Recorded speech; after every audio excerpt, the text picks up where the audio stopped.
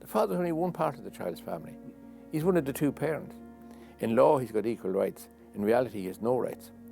Coming up on British Thought Leaders, Vincent McGovern, author, campaigner and father.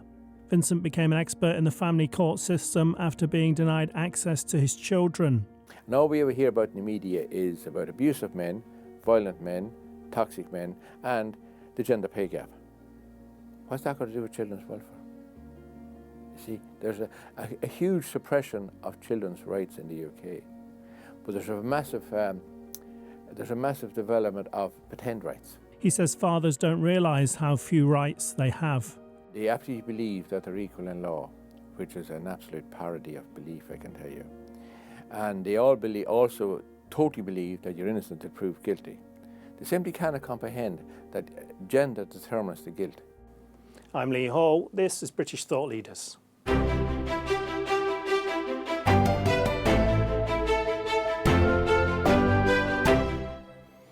Vincent McGovern, thank you for joining us on British Thought Leaders. Well, thank you for inviting me. It is a privilege. Can you start by telling us your background and your story?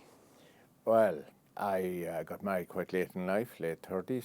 I was a motorbike courier for 13 years, based in London, travelling all over. Came from a background in Irish road racing, so there's a natural crossover, shall we say. I married a professional woman who was in poverty at the beginning. Her profession greatly increased in income. It was decided that I would be the primary carer when the youngest was 4 months old. I never remotely expected to be the primary carer, call it house husband if you want. And you grow into it.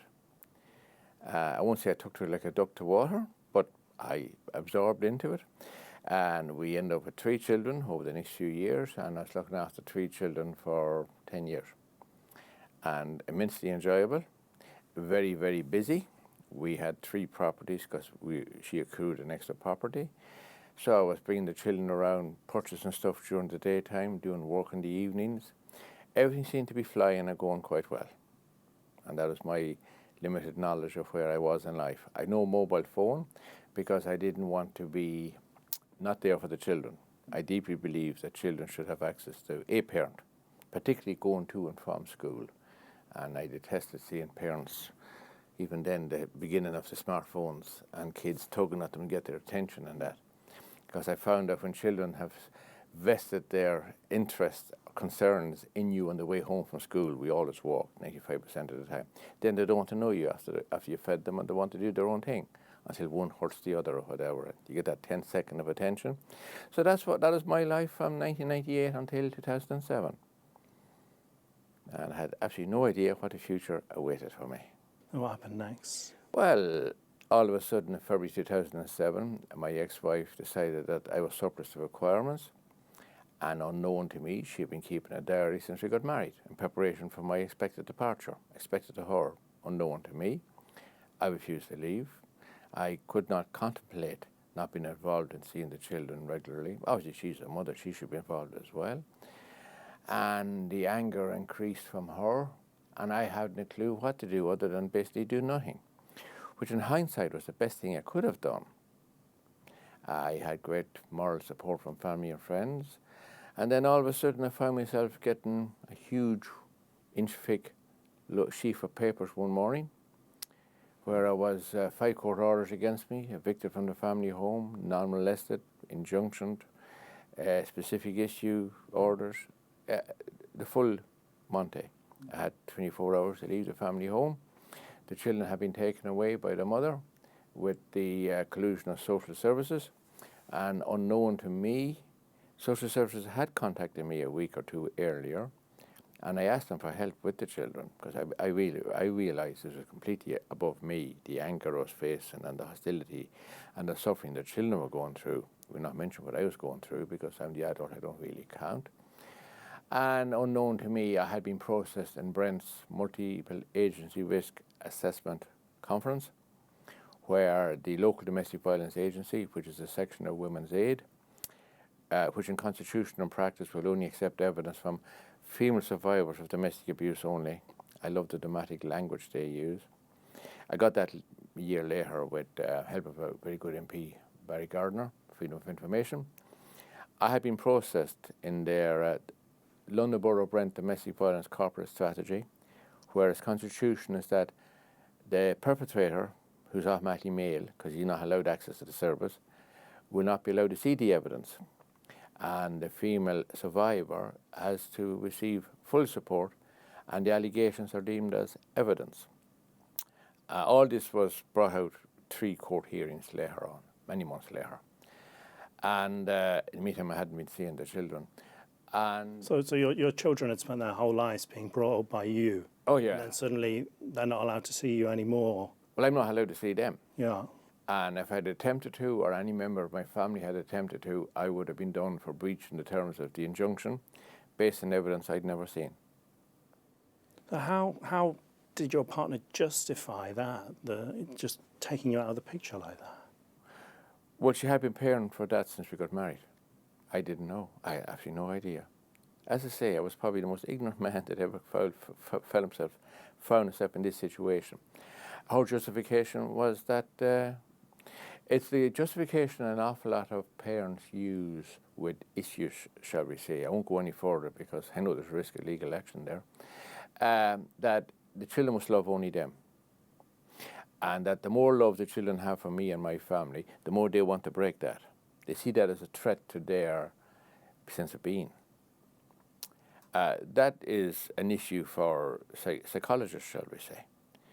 But where I come into this picture, where I've been fighting ever since, is that it's totally unacceptable that government-funded agencies should operate in such secrecy, that they will totally automatically discriminate against half of all parents, male, because of gender, irrespective of the damage done to children.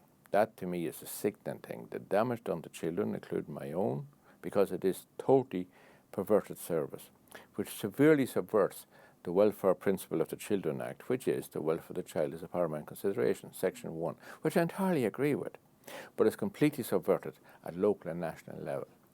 So all this evidence was brought against you, but you weren't allowed to see. I wasn't allowed to see it. I had no idea. So you didn't know what it was. No, totally unaware. I knew that she was involved with agencies in Brent. I had attempted to get help from the Brent Domestic Violence Agency and the National Domestic Violence Helpline, which, looking back on it, was so amusingly stupid of me. But of course I was blocked. But I was searching for help. And when social services got involved about a week before I was booted from the family home, I asked them for help as well. And a case conference was organised, which my solicitor was horrified about, because he didn't know how such evidence had suddenly come about. The solicitor was based on borrowed money, I might add, I received from family and friends. And at the case conference, they were only bring the verdict on the evidence of domestic violence, which they had processed in secret. And based on that verdict, which was that I was a danger to the children. Now, based on the allegations, I was a danger to society at large. I was presented as a psychotic individual. But nobody had seen that evidence. They only bring the verdict, which they have deemed, which they have processed in private. It's a perfect. I hesitate to use the word kangaroo court, because to me it's an insult to kangaroos. Had you done anything to warrant this labelling of domestically violent? I had refused to leave the family home when repeatedly and angrily demanded, yeah, we're home, yeah, the family home. I refused to leave it. And that was the warrant for it. And in London Borough of Brent Domestic Violence Corporate Strategy and the National Centre of Domestic Violence, that is controlling behaviour on my part. Because the guidance is that by remaining silent, I am guilty, of course, of controlling behaviour, because I may become violent. The gender determinative totally here. It happens so often, thousands of times per year, but most fathers don't get to the bottom of the evidence and all the rest. Only 0.6% of these allegations are ever brought before the family court for proper adjudication of what's called a finding of fact hearing. I had never been cautioned, charged, arrested, telephoned by the police, interviewed by the police, like the vast majority of fathers, I might add. Yet all this evidence was accrued, and that got me injuncted from the family home with the family court it presented ex parte, means without knowledge to me, without me being aware. So then, when that happens, you have a return hearing. Not always. There's occasions where there's no return hearing, but I had a return hearing, and the judge, that's the first hearing I was at. He was very angry at what he calls backdoor justice, an accurate description of it, and he ordered that all the evidence be brought before the next hearing. And that's when I suddenly discovered that when the mother was presenting to the Brent section of Women's Aid, they told her, it's in print, that she had enough evidence to get an injunction against me, or a normalisation, because there was basically no evidence. And then they asked the leading questions. Has he ever been known to abuse animals?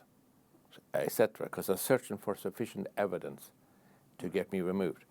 And that was when the phantom dog, my family called him Shadow, is brought in. Has he ever been known to abuse animals?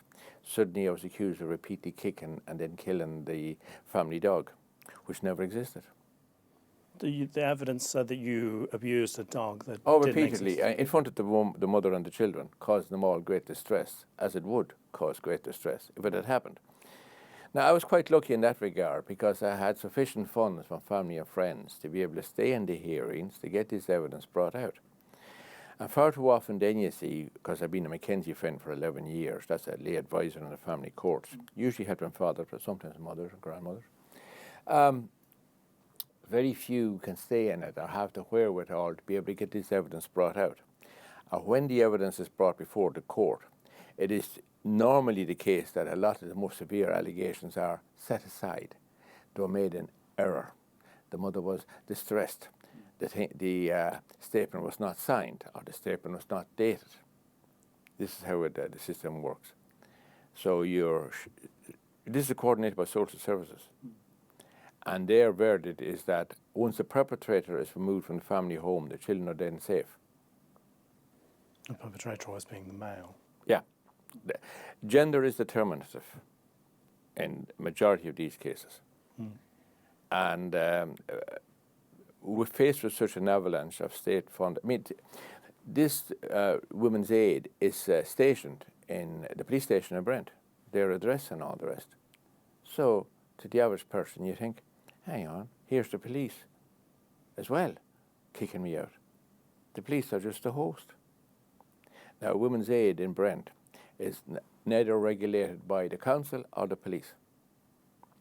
And I have many times, including 2022, tried to get on a subject access request and freedom of information, all the evidence they have on me, which they're by law meant to give to me. They've never given me the evidence from Women's Aid. Now, I acquired that through the back door with the assistance of a person inside in the council who was horrified at what had happened. See, an awful lot of councillors and people in Brent don't know what's going on with these, what I would call rogue agencies, who've hijacked the system. And this applies to an awful lot of working class communities. It's not just Brent. But Brent are the lead, what's called BOCU, Borough Operational Command Unit. And there's huge funding behind this ideology. The funding is not the problem, the ideology is. So my quest is to, in my opinion, a lot of this funding should be subject to the Serious Fraud Office investigation. Because, for example, during the COVID pandemic, irrespective of your opinion on pandemic, domestic violence agencies had a great hoo-ha about the abuse that vulnerable women were receiving. A 200% increase in calls to domestic violence agencies. And of course, all the cowardly politicians and the media jumped in this bandwagon. They received 212.8 million of extra funding to deal with the increased domestic violence because of the lockdown. The Office of National Statistics in November 2020 reported that despite a huge increase in allegations of domestic violence, there was no increase in the criminal courts. Right. But now, there's 212.8 million received for no increase. One of the arguments used in Brent, incidentally, and written about in the local paper, and that was a huge increase in violence when coming up to the World Cup. And as was stated in the local paper by your councillor, Avspal, I think his name is, because these agencies will use what I call the useful idiots, and I use that term accurately, as their agents. He wrote, I quote, "As everyone knows, when England lose at football, there is a 38% increase in domestic abuse, and when they win, there's a 26% increase. But they never say what happens when England draws, because, of course, this comes from an allegation in the National Football League in America. Right, NFL. In 1993, this came about, and it's investigated and found to be 100% false. So they don't have a draw in NFL, do they, because the scores are so high? Yeah. But even in the last World Cup, the Qatar World Cup, that percentage was not increased. But there's a lot of attention and media narrative about the increase of domestic violence should England lose.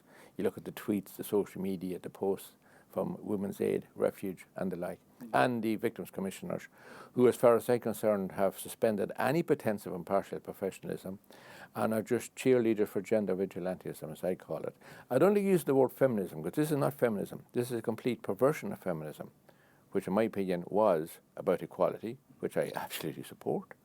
But that has been hijacked long ago, as Erin Pitsey, one of my mentors, has so brilliantly described them as Marxist feminists.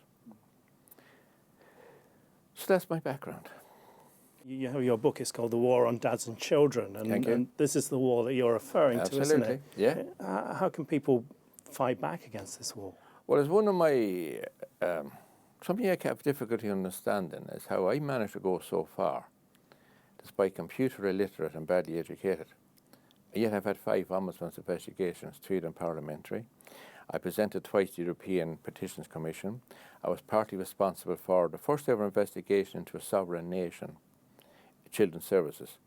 In the EU, the UK is looked upon as being in the black horse, Really? in the dark hole, or as the brilliant Austrian MEP, sadly since deceased, Angelika Wertmann, I think her name was, as she said to me when I met her, it is always that in the UK the welfare of the child means the welfare of the professional at the expense of the child. And among the other expressions I heard from the female MEPs there was that it is always that in the UK you have a 1970s toxic type of feminism that controls the whole narrative and the gateway system and the media surrounding the family court. So my point is very simple. If a simple clown like me can achieve so much, why aren't far more doing as much as well? So that's why part of the reason why I've written the book, to open people's eyes to what is happening, to give people an opportunity to, in their boroughs, in their areas. But the problem is, and I've dealt with thousands of fathers over the years as a former chair of St. Helena Branch Families Need Fathers, the vast majority of fathers coming into this system that I encountered at charity level were from the working class. And they absolutely believe that they're equal in law, which is an absolute parody of belief, I can tell you. And they all also totally believe that you're innocent until proved guilty. They simply cannot comprehend that gender determines the guilt. Right. And they will say, you're just a radical men's rights activist when you say that. Because they don't want to accept that this is the case. They will clutch their pieces of statute legislation, their Article 6, right to a fair trial, their Article 8, right to a family life. They are qualified rights, not absolute rights. But the real problem is that the media will refuse to interview people like me. Martin Daubney, who was such a help with that book, and Anne Widdecombe have interviewed me, and newspapers were meant to follow up. I've seen the article that's been written by Martin Daubney, for example, that the other certain newspapers had agreed would write. It's quashed, doesn't get published. There's this terrible fear of all these, the media, editors, sub-editors, what have you, of a section of Women's Aid, as has happened to me when I organised a conference once, protesting outside. Right. That you're supporting the killing of women, that you're a misogynist. What is wanting to remove malpractice from the family courts got to do with misogyny? Absolutely nothing. You've modestly referred to that you became quite an expert on family law in all of this. An unwanted expert. Yeah, an expert all the same. Yes. Do you think the problem is with the law, or is it with the implementation of the law? The problem is entirely with the implementation and administration of the law. The written law is fine. People say smash the family courts. Yeah. What a nonsensical statement to make. Smash the malpractice is what I want to see. Or remove it, rather. The word smash is for children playing with little footballs or something. It's interpretation and implementation, particularly in working class areas and against working class people. The middle class and upwards are in better areas generally. There aren't these vigilante agencies tolerated generally. They're more, more professional, less aggressive. Right. The middle class and upwards can afford proper legal representation. So that's why those agencies don't operate there so well. But in the poorer working class areas, they have no opposition. They are the system. I mean, the Mayor of London vociferously and regularly demands that children be educated about their toxic masculinity and the removal of misogyny. I mean, what an insulting thing to say to half the population, that children, boys of 4, should be educated on their toxic masculinity. The only thing toxic with masculinity is those who use that term. That is all. So the law itself is fine. The senior judges understand well parental alienation, the damage it does to children, how the system has been so extraordinarily well gamed, to quote the former president of the Family Court, Sir James Mumby, a man who I've met in person and who I deeply believe wanted to reform the process. But the vested interest completely outmaneuvered him. And particularly last about legal aid, sentencing and punishment of offenders, and the course of controlling legislation, and Practice Direction 12J regarding cross-examining by litigants in person, where it is deemed that if the narrative now is from victims commissioners and Women's Aid and Refuge, if a man makes an application to court to see his children, he is guilty of coercive controlling behaviour. This is a complete perversion of the Children Act, which is that the children, the paramount consideration of the court, and that the children have a right to a proper relation with both parents and their wider families. Because when a child is denied from seeing their father, which is 95% of the time in the family courts, or the process, they're denied from seeing their grandmothers, their aunts, their cousins. That's the child's right. Nobody's the right to take that away, unless, of course, it meets the criminal standard, which I entirely agree. But it never gets the criminal court, the vast majority of this. It doesn't even get the family court, a lot of it. Because a lot of fathers, when they find themselves being injuncted, as I was, to come to the meetings with this sheaf of papers, shouting about their rights and all the rest, they're not near capable, number one, they haven't the means of hiring lawyers and solicitors, and whereas the accuser automatically gets legal aid. It's meant to be means tested. Well, there's a charade for a start. Generally speaking, the woman will get legal aid. She'll definitely get the injunction anyway, because the professionals will assist her in getting it there. And the implementation and interpretation is the entire problem. What do you think are the key changes you would like to see to that? Well, number one, the ridiculous delays of over 94 weeks needs to be gone. And as the family court itself has regularly attempted to do, from beginning to end should be no more than 6 months. So that delay time, the father may not be seeing the children. That's right. Usually the father, occasionally the mother, but usually the father. And also, instead of all the funding going to these gender vigilante domestic violence agencies by local and national authority, that should be going towards contact centres and developing a contact centre to keep children in contact with both parents. Unless criminal proceedings are taking place. Yeah. Right? And also, until there is sanction for false allegations, as opposed to the current situation where there's encouragement of false allegations, there is absolutely no hope ever of the welfare of the child being legitimately administered as a paramount consideration, because you have a totally weighted system. And I found that when on occasional the mothers who are victims of parental alienation, the few times, a smaller percent, about 3 to 5% that happens, the system goes overboard to kick them, as if to justify, hang on, we are not totally one-sided. Yeah, it's an extraordinary protective mechanism almost. Right. Yeah, I've often tried to wonder why it takes place. But the real disaster, of course, for mothers is in what's called public law proceedings, adoption proceedings, because the UK used to have an absurd amount of forced adoptions compared to the rest of Europe. It's the only country in the EU nations that had forced adoptions, as it's called. Denmark has a version of them. And in 2014, when I was in the European Parliament protesting, saying my piece, there was a few leading judgments by judges in the UK, and the worst one was, I think, Dame Justice Poffley, where she, on the Court of Appeal, where there's cut and paste, where the social worker had never even seen the children, that wrote the report, and the district judge just copied and cut and pasted and removed the children from the mother. Without a social worker who made the report, haven't seen them. It's just a process. And yet local authorities give an extraordinary funding to people who would foster these children. And quite often the mother, as Lucy Allen, I believe the MP's name is, I've written about her in the book, her child was almost taken into care. She was on adoption board in Wandsworth. She was a counsellor, very capable person. And one casual comment to a locum doctor got completely taken out of context, and her child was barely not taken into care, aged 9 or 10, and her husband was never even asked what had happened, and them all living in a family home. This is how absurd the process can be at times. But it's so bad that the average person in the street doesn't want to know about it. And the average father who encounters this wants to run a mile from it, which is a bit that annoys me. Because those who don't know, okay, there's deliberate ignorance far too often, but those who do know and who do nothing afterwards don't have my respect. But their attitude is that they're trying to keep their mental health together. And I can certainly understand that. I've been at funerals of men, I've seen men have mental breakdowns. It's also a big cause of suicide. Oh, it's 34% of the cause of male suicides, 900 to 1,000 men a year. Women's Aid and the mainstream narrative is that 3 women a week are killed by violent men. They never give you the figure of the men who are killed by the women.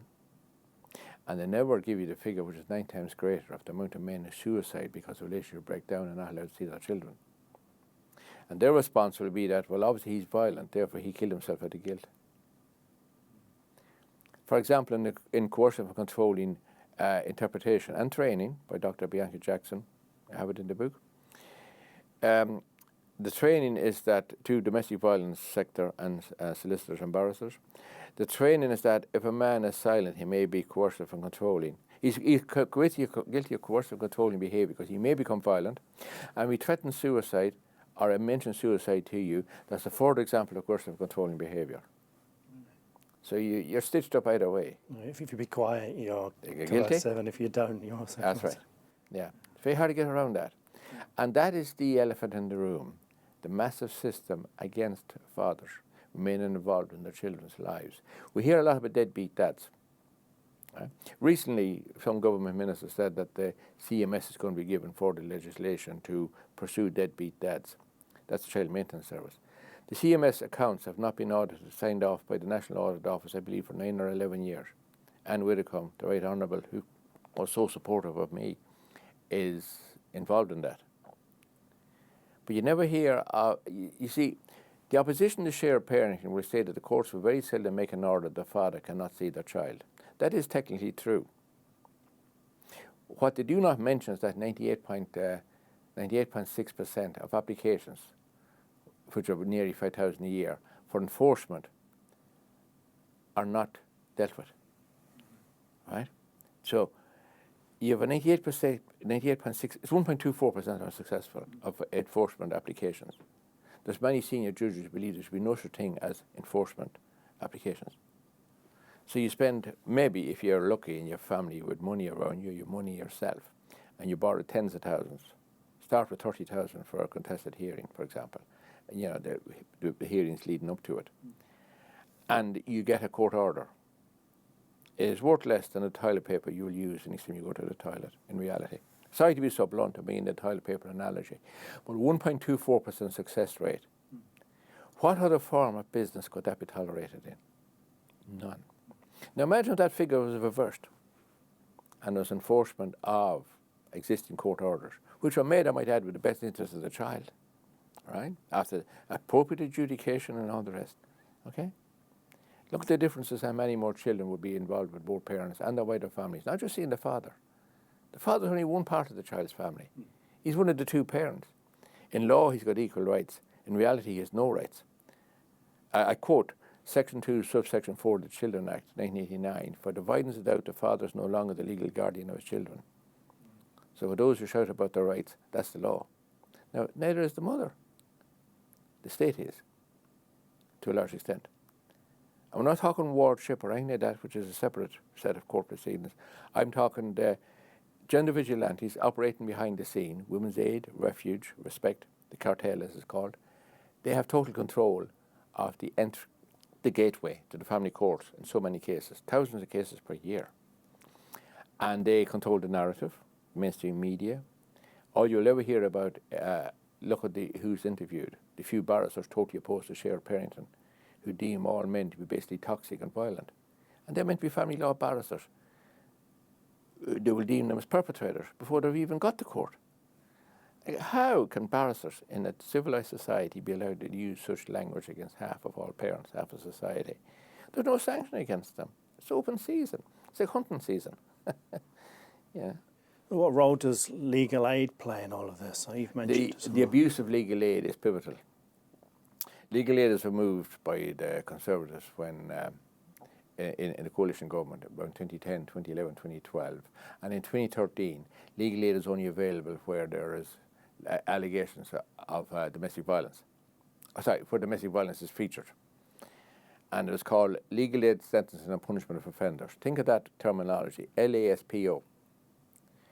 Well, straight away, there was a 300 to 400% increase in applications citing domestic violence than there had been before. Coordinated by the domestic violence agencies, who coined it in massively, ideologically and financially. And the applications for men of legal aid went from 40% to 5%. So only 5% of men were getting legal aid. It's a hurdle that's virtually impossible to overcome. Technically it's possible, yes. But the gateway agencies are the domestic violence agencies. So good luck if you can get around them. Now, a few years later, it was ordered by some minister that the domestic violence agencies had to assist male survivors of domestic abuse.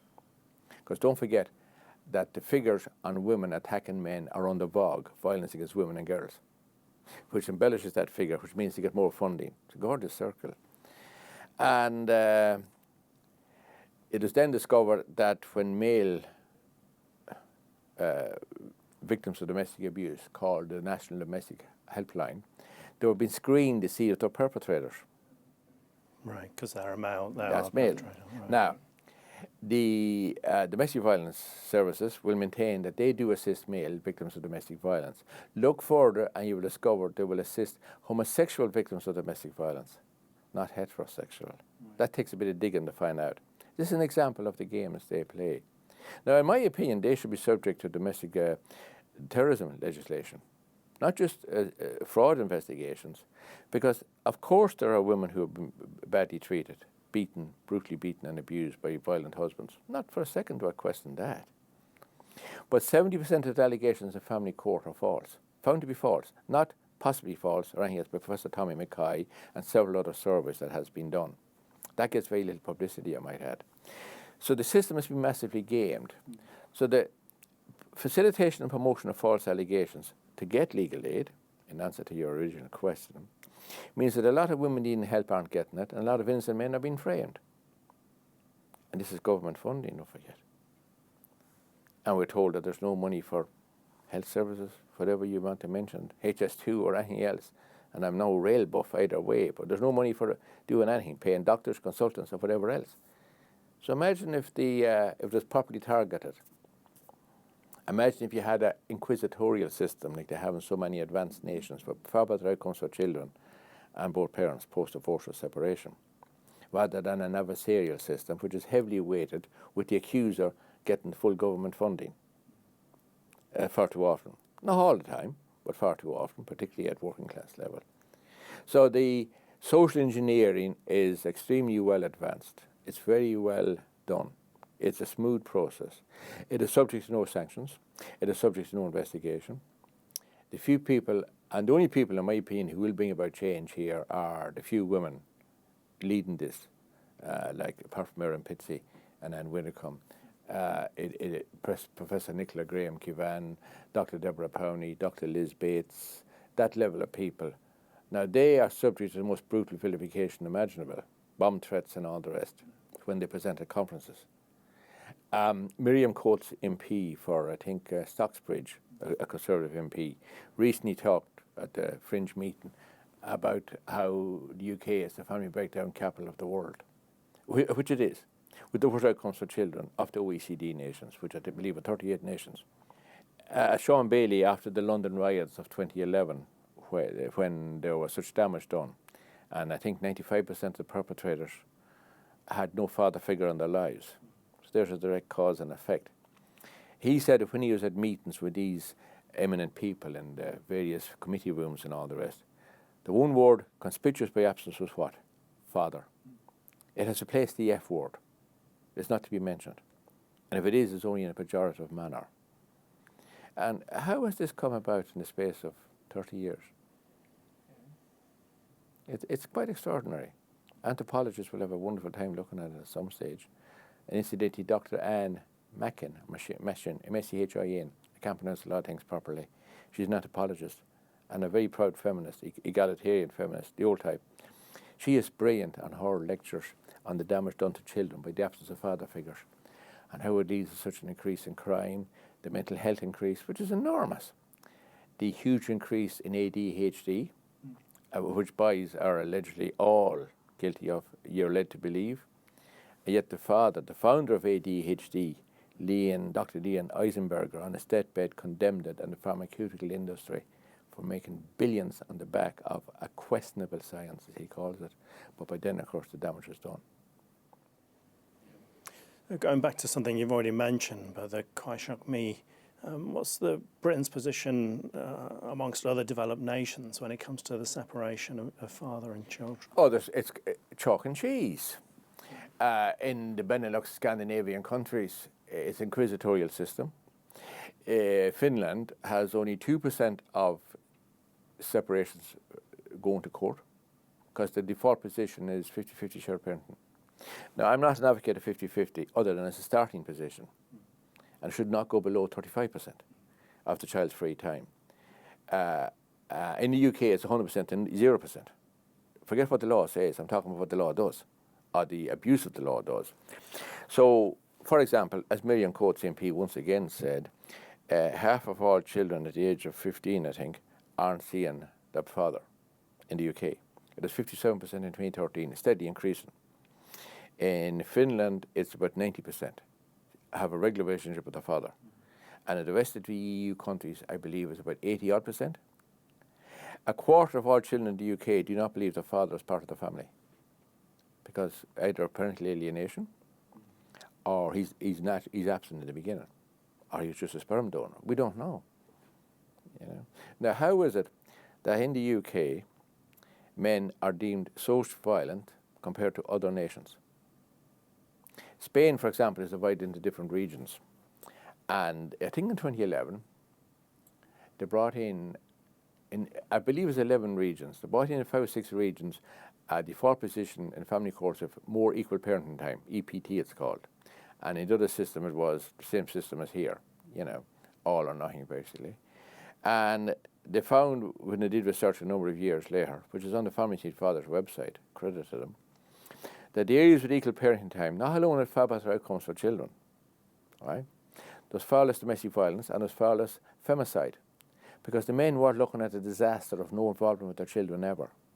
They're looking at being, if you kept yourself organised, you had a proper involvement with your children. That is some attraction to behave. But the ideologues are so opposed to men being involved in rearing children, despite the fact that in the census about 250,000 fathers are primary carers. And you go to any school, any primary school, a quarter of the parents are dads collecting the children. And nobody thinks twice about it nowadays. Now, neither should they think twice about it. You go to an awful lot of toilets now. You see men's changing rooms with the baby facilities, because a lot of fathers looking after children when the mothers at work. And credit to both of them. So the developed nations, as I call them, are so far ahead of the UK at my Don Quixotic ambition is that within 5 years, I don't know when this 5 years starts, because I'm now 15 years in this business, that in 5 years they should be halfway towards that figure. And in 10 years they should match that figure of the developed nations with better outcomes for children. So I'd never say I lack ambition. I might lack ability, but I don't lack ambition. So what can we do to achieve that? Well, what you are doing, bringing it to more people's attention, interviewing more people like me. My book has been given to about 30 of the great and good, if not 35, journalists, media figures, TV stations and the like, not even an acknowledgement that I've sent it. All right? Now, so far I haven't had 1 cent back. My book is not that important. What is important with my book is information contained within. My story is not that important. What is important is what this is done. This is the system, the exposure of the system. So the more exposure, the disinfecting of public scrutiny, the investigation by investigative journalists with an impartial professional viewpoint. I'm not interested in men's rights getting involved in this, because that only switches one to the other. That's no improvement. That is where you and I, and whoever else wants to interview me, that is what's necessary, getting the information out there. I know a couple of journalists and media people who would love to interview me, but as they've told me, Vincent, I may not have a career if I do. That has to change. Yeah. That people with the knowledge I have, and I'm not the only one, and there's far better speakers than me in this business, Dr. Deborah Powney and lots of others. William Collins, he's extraordinary intellect, that man. Nick Langford, Mike Bell, Gender Party UK, Terry White, Zach Fine, Joe Horton. There's so many I could ream off. Dr. John Barry, Martin Cedar, clinical psychologist. Those people, they're the real brains. I'm not the real brain. I look upon myself as a foot soldier. Maybe I'm over-ambitious a foot soldier, but you have to have some ambition in life. Why aren't those people interviewed on a regular basis with extraordinary knowledge they have of the damage done to children and society? You see? That is what's needed. What advice would you give to fathers who may be in similar positions to what you were in? Look at londonfathers.com website, my voluntary work website. Look at the front page. Go to Family St. Fathers meetings in Central London, my ex-chair of them, or any other helpline. Read the free chapters that are on that website. One, how to be a Mackenzie friend. How to be a litigant in person, so that you arm yourself if you haven't got sufficient knowledge. Read the section on what to do with false allegations, which is very short, 2 pages. Because a lot of men, but emotionally they cannot accept that. My book would be totally unsuitable for the vast majority of people entering this process, because it's too complex, too dense, too detailed, and their intellect, as mine was, it's greatly reduced by shock when you enter this process. It is at least 50% of it. Mine disappeared for several months, and it began to come back. And in this state, you see, the men can only be spoon-fed, the fathers can only be spoon-fed information. But the biggest problem is, there's 2 central problems here, and I blame men for this now. One, they all believe that they're equal in law and they're innocent until proven guilty. So that delusion cannot be removed from them.